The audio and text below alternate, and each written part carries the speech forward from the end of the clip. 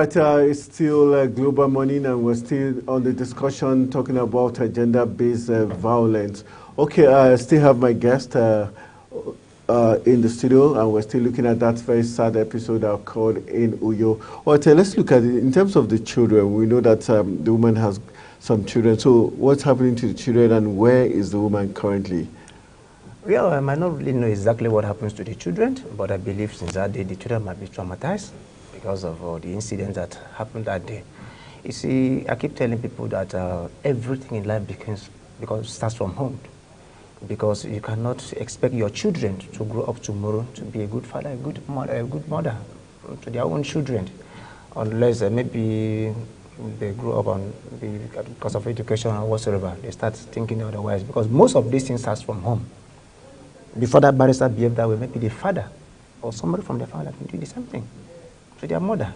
But apart from that, we don't need to live through history. We live through the law to save the future. So I believe the children must be traumatized by now. They will feel ashamed. Okay, oh, this is what happened to us, and the whole world is behind it now. It's on television, it's on radio, it's on newspaper. A lot of people are talking about it. So I feel pity for them, and I believe the civil society organization, the government, will do the needful, making sure that those children does not have a much negative part of it. You know. Okay, let's look at the roles of religious bodies. Do you think religious bodies have done enough in terms of counseling and ensuring that all these kind of vices do not occur in families? And when it does occur, do you think they've taken strong measures to, ensure that it doesn't repeat itself? Yeah, to be very fair with you, most religious bodies have really done very well, because almost all the churches you go today, they have the section of counseling, marital counseling. Almost all the churches, at least, have ahead of, not even the one I'm worshiping it, they have a lot of section for counseling for men and women, though young and old. Because once you go into marriage, you need to understand that these are the ethics of marriage. These are things you are going to face. So the drama should not be new. The best thing is for you to be patient, remain patient, and be able to, put yourself together. So not only churches, angels, most of the angels, like the other lady from Kaduna State, she has been doing that for the past 15 years. I think I have some of those women that have been working for the past couple of years. They do a lot to satisfy young girls and young men. People are going to early marriage, or people are going back to marriage again. We have different levels of marriages, so counsel them how to live with their couples successfully. So they have been doing very well. NGOs, CBOs, and churches have been doing very well. To my own satisfaction, they have done well. If you say the NGOs have done well, for such case like this, Barrister Ikere, do you think the best way is to probably just lock him up? Rather, don't you think the issue of rehabilitation, the issue of more counseling, talking to, would make him a better person, rather than lock him up, and when he's released, he might do even worse? Well, two things are involved, because you see, we in our own culture and tradition in African race is different from what we practice in Europe. If I sit in the studio now and say you should be locked up, you should be dragged into schools, you are promoting somebody's husband to be locked up. The family may not be happy with this, but that is the right thing. That is the different thing supposed to be done, because it's used as an example for other people to learn from that. No, that's what I'm saying. Is the locking up is that what will change it, or? Yeah, if you want to go according to the law, you have to face the full weight of the law. But in the other way around, if you want to do it the way we always love to do it, in the African way, we say, let us come back home, or let's go to the community, or let's settle it amicably. Fine, we can settle it. He go for more counseling and more marital relationship. You can be a barrister, but he might not be qualified to be a better husband. I'm telling the gospel truth. So if this is the other way, yes, we can counsel him. We can give him another chance. Then it now depends on the wife. Whether the wife will agree to go back and live with him as husband and wife again. Okay, let's look at, you made a statement that these issues usually happen and it starts from the families. If that's the case, can we say the families also have not done their own homework? Because if he, as a young boy, had seen this between his parents, and the parents did not talk to him about it, letting him know that this is not the right way, even though, yes, it happened between me and your mom, but that's not the right way. can we say that also has contributed to such a menace we're seeing right now? Yes, of course. Most of the broken homes we see today are from domestic violence. And as I see, a lot of youths are roaming the street, a lot of children, if we have street children, street youths that are roaming, it starts from domestic violence. From there, it can get to something else. Because once the husband and wife are not together, once they are bound and not be built for the children to grow up in the right way, simply means the future will not won't be fair with our grandchildren. Because everything starts from home. Okay. Yeah. For parents now and for wives, do you think there's something, in as much as, yes, okay, we say domestic violence, men against women, in some cases we see women against men, like the Sandra's case that killed her husband while he was asleep. Is there some certain issues that women also on their own part probably would have to do to save themselves from even getting close to such danger? Well, to me, I keep telling people that marriage is not really something that you go into. That's why I keep telling people that if you find out that you cannot stay with a woman, you better forget about it. And as a woman, you find out that you cannot stay with a man, you better forget about it. We have to look at the other culture of it instead of committing crime that will put the whole society at edge. Most cultures, sometimes, they don't even get have time to say, I'm getting married to anybody. They do it on contract. Give me one, give me two, it's all over. But when you say you want to stay with somebody, you have to be able to tolerate that person to the end. If it's a woman, you have to tolerate everything around her. If it's a man, you have to tolerate everything around her. It is not an easy journey, but you have to be prepared. But to me, I always believe that when couples are together, they understand each other. Maybe they allow their religious beliefs to bind them, whether they are from Islamic beliefs or from Christianity beliefs. I think they can go as far as having problems with each other. Most of the couples we see today that are successfully married, not that they don't have problems, but they know how to manage themselves. Sometimes silence is better than, if the man was wise enough, at that moment he could have remained so silent and talked about everything. And the next day is just a fresh day, entirely. Okay, so, let's look at it from, okay, he's a barrister at law, so a legal professional. What would you be expecting the NBA to do as a way of punishing him for his actions? Well, I'm not a member of NBA, but to me, I believe the senior advocates are there, and they are one of the most respected organizations in the country. And so they need to discipline their words, because you can't expect this to come out from them. Imagine Nigerians when they wake up, men, women, people in the streets, they say, who is this man? He says, a barrister. People will be surprised. People that go through the law every day, people that go to the court to interpret law, people that go to court to defend the law, people that go to defend people, are the ones doing this. It's a very big slap to people in the society. So I strongly believe that NBA have to put themselves in order. They have to look at this case as if it is one of the cases that are before them. It's not look at it as it's not a family. It's no longer a family issue. It's a national issue, international issue. So they have to look at the case very well and look at way of disciplining their words, of course, to make sure that these are not occur again from their own. Okay. In terms of the families now involved, because if from what we saw in that video, it has happened for over 4 years, would you say the families of both the man and probably the woman, because both families might have gotten a hint as regards what has been happening, would you say we could blame the families also for not intervening before this time, knowing how long it has continued? Well, sometimes in marriage, there are things I don't know that go around some certain marriages. You see, some couples can stay for a very long while without communicating their differences with anybody, to neither the family. You see, in Africa, we have one mentality. People say, all my problems are with me. So, if you have persistent problem with your wife always, something you need to look for counseling. Look for counseling, either from the elder in your family, or there must be one person you can talk to, or in the church. If you're a woman, you are going to experience one thing every day. You need to look for somebody else to counsel you. Because marriage ends with two brains. And issues at home, some certain times, two brains cannot solve it.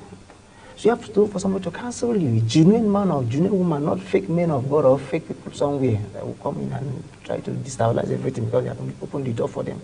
So they need to have in marriage, you need to have somebody that, if it is too much for you, you call at the attention of the person to come and at least intervene and see how can try to make amends. But if you don't do that, just like you see, so it seems those things have been on for a very long while, for over 4 years, it can escalate to something else. And even thank God that it didn't end up in murder.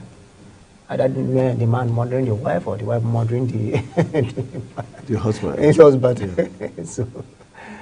But let's now go, as we begin to wrap up our conversation, let's go towards the national level. Do you think the Nigerian government and the laws of the land have done enough to protect women?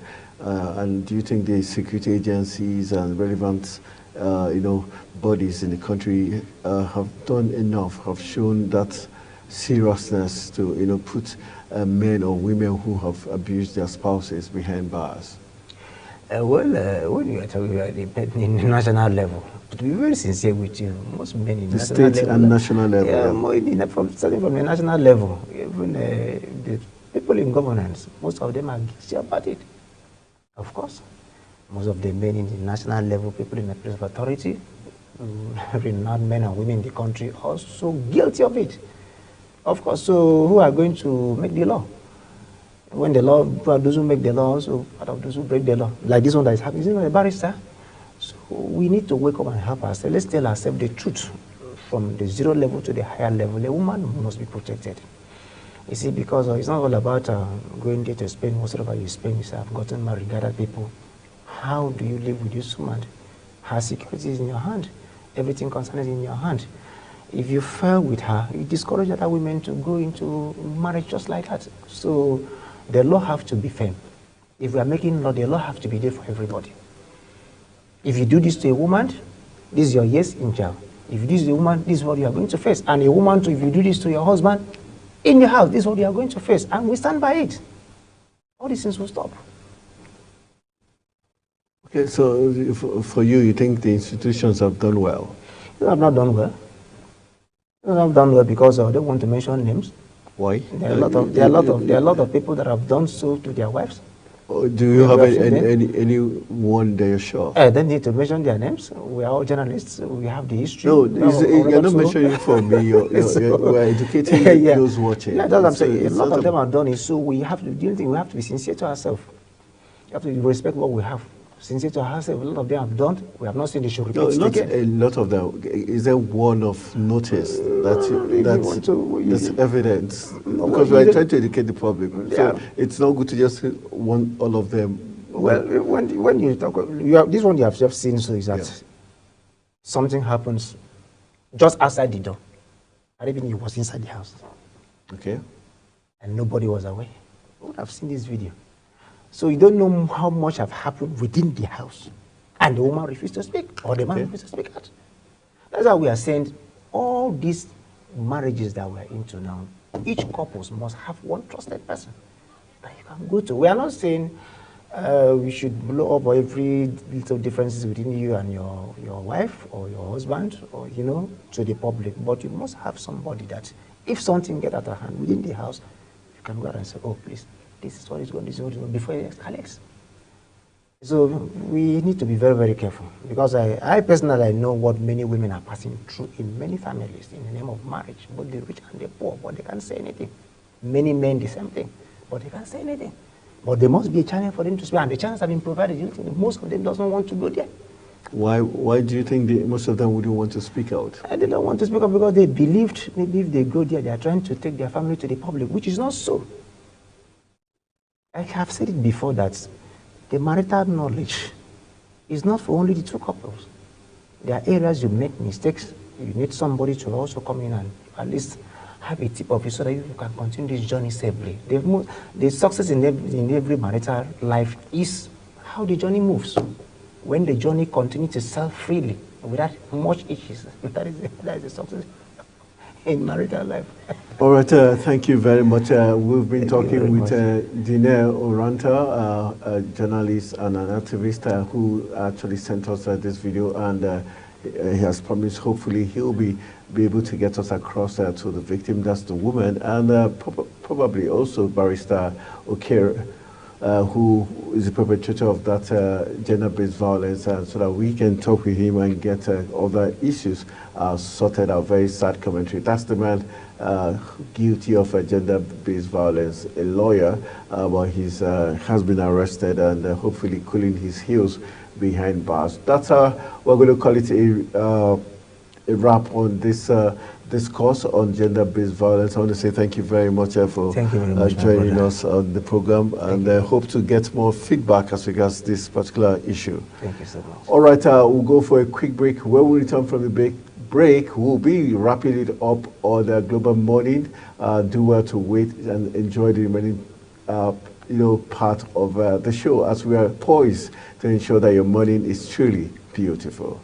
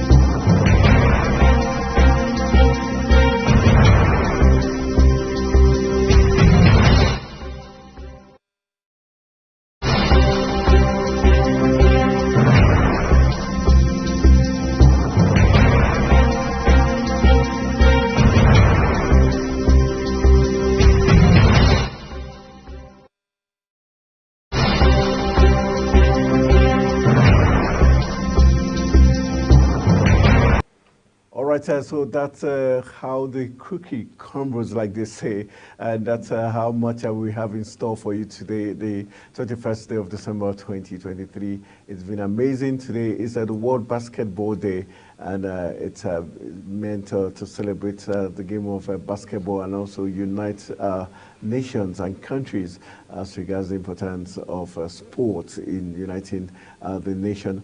Okay, we also did give you the big story as regards one great thing the President of Nigeria has done, cutting transportation fares by 50% so that Nigerians can travel across board to celebrate the Unitary season with their families. And also the interesting play out coming out from the Joint Matriculation Board, JAM, when they interfaced with the National Assembly. I'll give you that big, talking point. And of course, we did share some big stories with you. I want to say a big thank you to Sunday Ayemi, the veteran journalist who joined us to look at all the big stories in the papers. And not forgetting Oranta, Dine Oranta, who sent us that video on the gender-based violence. Hopefully, we'll give you more updates as regards that. I want to say thank you to my colleagues, Jumai Manson, who also did join us somewhere along the line. All right, to the entire production team, I want to say a big thank you for making today's program come out amazing. My name is Anthony Mumolu, saying good morning.